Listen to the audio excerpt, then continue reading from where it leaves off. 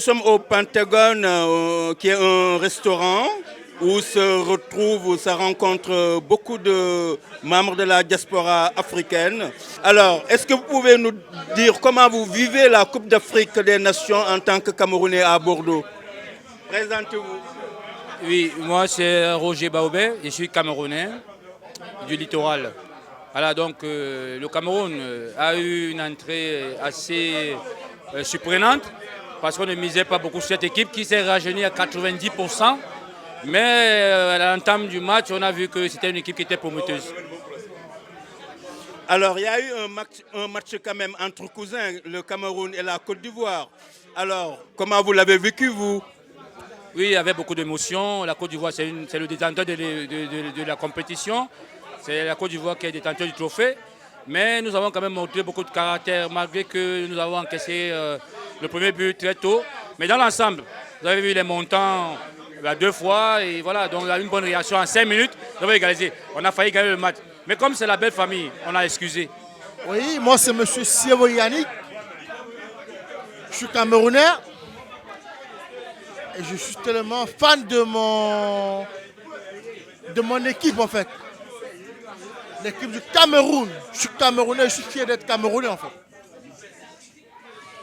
Alors racontez-nous comment vous vivez la Coupe d'Afrique des Nations et puis parlez-nous du match Cameroun-Côte d'Ivoire. Franchement, le match se passe super bien grâce à Samuel Eto'o qui a tout bien organisé. On est très content de notre président de l'Africa Foot aujourd'hui parce que il nous a trouvé un meilleur des côtes. Monsieur Pagou qui a assuré jusqu'aujourd'hui. On est tellement content de lui, Monsieur Pagou. C'est le meilleur des côtes des Camerounais qu'on n'en a jamais rencontré jusqu'aujourd'hui. Ça fait depuis longtemps. On n'a pas vu un côte comme Monsieur Pagou.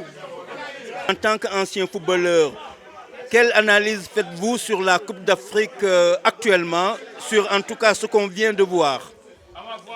Le Sénégal, depuis le début de cette compétition, le Sénégal joue le meilleur football et il est vraiment favori dans cette Coupe d'Afrique. Ils ont d'abord un beau football et ils ont un bon les bons joueurs placés avec un bon entraîneur. Ils voient le Sénégal placé favori et remporter. Pourquoi ne pas remporter cette Coupe d'Afrique? Une question, aujourd'hui, on parle de l'organisation de la Coupe d'Afrique tous les 4 ans. Alors vous, en tant qu'amateur amoureux du football africain, ce projet, est-ce qu'il vous enchante? Pour moi, ça ne m'enchante pas. Pourquoi? Parce que nous ne pouvons pas vivre sur les pieds des gens. On était habitués, la Coupe d'Afrique se passe après 2 ans chez nous. Nous ne pouvons pas faire se comparer à certaines nations. La Coupe d'Europe se joue après 4 ans, la Coupe du Monde se joue après 4 ans. Et depuis la nuit du temps, la Coupe d'Afrique était passée après 2 ans. Et avec l'augmentation de 42 équipes, moi je pense qu'on va rester comme on était à jouer la Coupe d'Afrique après 2 ans, consumément.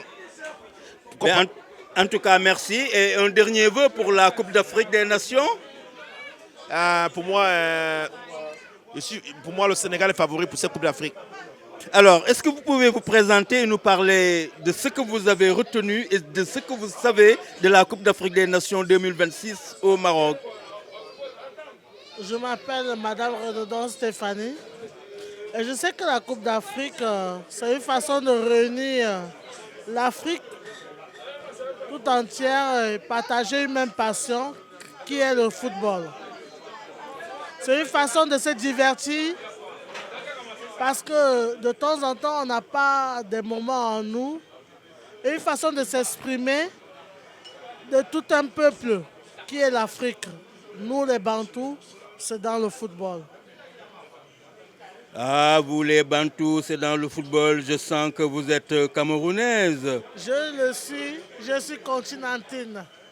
Alors, comment vous vivez et comment vous percevez votre nouvelle équipe du Cameroun avec Eto'o? Je ne peux pas dire grand-chose. Je suis en train de découvrir comme vous. Demain, c'est un jour et nous verrons la suite ensemble.